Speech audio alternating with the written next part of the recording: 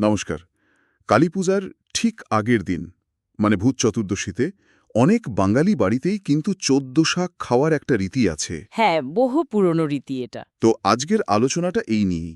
আমাদের হাতে যে উৎসটা রয়েছে সেটা বলছে এই পদটা নাকি বিশ্বাস, স্বাদ আর পুষ্টির একটা দারুণ মিশেল। ঠিক। চলুন এই ঐতিহ্যবাহী খাবারের পেছনের কারণগুলো, এর মানেটা কি আর শরীরের জন্যই বা কতটা ভালো সেটা একটু খুঁটিয়ে দেখা যাক, কি বলেন? অবশ্যই। দেখুন, ভূত চতুর্দশীতে এই ১৪ শাক খাওয়ার যে প্রথা, তার মূলে কিন্তু একটা লোকবিশ্বাস কাজ করে। হ্যাঁ। মানে মনে করা হয় এটা বাড়ি থেকে অশুভ শক্তি দূর করতে সাহায্য করে। আচ্ছা। আবার ওই একই দিনে যে ১৪টা প্রদীপ জ্বালানো হয় সন্ধ্যায়, সেটার সাথেও অনেকে এর একটা যোগসূত্র দেখেন। ও আচ্ছা আচ্ছা, তার মানে শুধু ভূত তাড়ানো নয়। না না, আরও গভীর অর্থ আছে।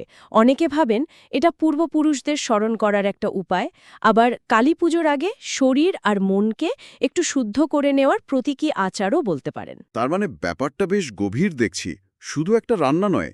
আচ্ছা, উৎসতে বলছিল যে রান্নায় যে শাকগুলো ব্যবহার হয় প্রত্যেকটার নাকি আলাদা মানে আছে। এটা তো বেশ ইন্টারেস্টিং। হ্যাঁ, সেরকম একটা বিশ্বাস আছে বটে, যদিও নির্দিষ্ট মানে হয়তো সময়ের সাথে সাথে একটু বদলেছে বা এক এক জায়গায় এক এক রকম। আর রান্নাটা তো খুব সাধারণভাবে হয়, তাই না? পেঁয়াজ রসুন ছাড়া। একদম। এই সরলতাই এর বৈশিষ্ট্য। এটাই হয়তো এর পবিত্রতার দিকটা তুলে ধরে। আচ্ছা, কিন্তু কোন ১৪টা শাক ব্যবহার হবে তার কি কোনো ধরাবাঁধার নিয়ম আছে? না না, সেরকম কেন একেবারে বাঁধা ধরা তালিকা নেই। আসলে স্থানীয়ভাবে কি পাওয়া যাচ্ছে, মানে মরশুম অনুযায়ী যা সহজলভ্য সেটার উপর নির্ভর করে। ও যেমন ধরুন পালং, মেথি, মূলো শাক, সর্ষে শাক, পুঁই বা লাউ শাক, কুমড়ো শাক, এরকম নানা রকমের শাক। মানে বাজারে যা পাওয়া যায় আর কি। হ্যাঁ, তবে আসল চ্যালেঞ্জটা হলো ঠিক ঠিক ১৪ রকমের শাক জোগাড় করা, সেটাই আসল। বোঝা গেল। তাহলে এটা শুধু প্রথা বা প্রতীকের ব্যাপার নয়, এর পেছনে নিশ্চয়ই স্বাস্থ্যের দিকটাও বেশ গুরুত্বপূর্ণ। উৎস যেভাবে এটিকে মৌসুমি জ্ঞান বলছে। অবশ্যই, খুবই গুরুত্বপূর্ণ। পুষ্টির গুণের দিক থেকে দেখলে বিভিন্ন শাকের এই যে মিশ্রণ, এটা অসাধারণ। তাই? কিরকম? আরে অ্যান্টিঅক্সিডেন্ট, ভিটামিন, খনিজ পদার্থ, ফাইবার কি নেই এতে? ভাবুন, শীত যখন সবে পড়তে শুরু করে আবহাওয়া বদলায়। হ্যাঁ, এই সময়টায় সর্দি কাশি নানা রকম সমস্যা তো লেগেই থাকে। ঠিক। এই সময় ১৪ শাক খাওয়াটা শরীরকে ভেতর থেকে পরিষ্কার করতে, মানে ডিটক্সিফাই করতে, আর রোগ প্রতিরোধ ক্ষমতা বাড়াতে দারুণ সাহায্য করে। এটা যেন প্রকৃতির দেওয়া একটা মৌসুমি বর্ম, বুঝলেন তো? আচ্ছা, কিন্তু আজকাল তো বাজারে কত ইমিউনিটি বুস্টার সাপ্লিমেন্ট পাওয়া যায়। সেগুলোর চেয়ে এই ঘরোয়া শাকের মিশ্রণ কি সত্যি আলাদা, মানে বেশি কার্যকর?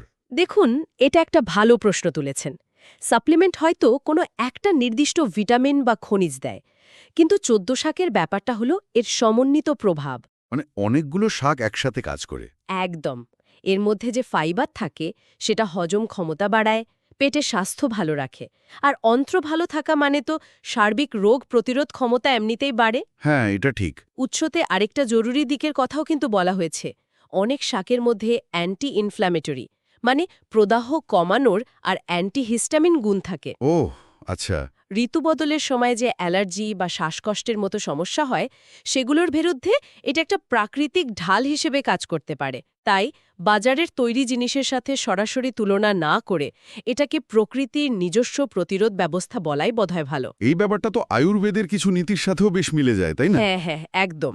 বিশেষ করে ধরুন দুর্গাপূজার কয়েকদিন যা ভুরিভোজ চলে, তারপরে এই হালকা পুষ্টিকর শাক খাওয়াটা শরীরকে স্বাভাবিক ছন্দে ফেরাতেও সাহায্য করে নিশ্চয়। যথার্থ বলেছেন। উৎস যেমন বলছে, এটা একটা সময় উপযোগী মৌসুমী শোধন প্রক্রিয়া, শরীরটাকে একটু পরিষ্কার করে নেওয়া আর কি। তাহলে সব মিলিয়ে দেখলে ১৪ শাক শুধুই একটা পুরনো দিনের রীতি বা বিশ্বাস নয়, এর সাথে জড়িয়ে আছে গভীর প্রতীকী অর্থ আর খুব জরুরি কিছু স্বাস্থ্য উপকারিতা। ঠিক। বিশেষ করে এই মৌসুম বদলের সময় শরীরকে চাঙ্গা রাখা, রোগ প্রতিরোধ ক্ষমতা বাড়ানো, শরীরকে শোধন করা, এই দিকগুলো খুবই গুরুত্বপূর্ণ। সত্যি তাই। সংস্কৃতি, খাদ্য আর সুস্থতা কি দারুণভাবে মিলেমিশে আছে এখানে। আচ্ছা, আলোচনাটা শেষ করার আগে একটা কথা ভাবছিলাম। বলুন। পৃথিবীর অন্যান্য সংস্কৃতিতেও কি এরকম ঋতুটা উৎসবের সাথে জড়িয়ে থাকা কোনো বিশেষ খাবারের চল আছে, যা ঐতিহ্য আর স্বাস্থ্যকে ঠিক এভাবেই এক সূত্রে বাঁধে? হয়তো আমাদের চেনা জগতের বাইরেও এমন অনেক উদাহরণ আছে, তাই না?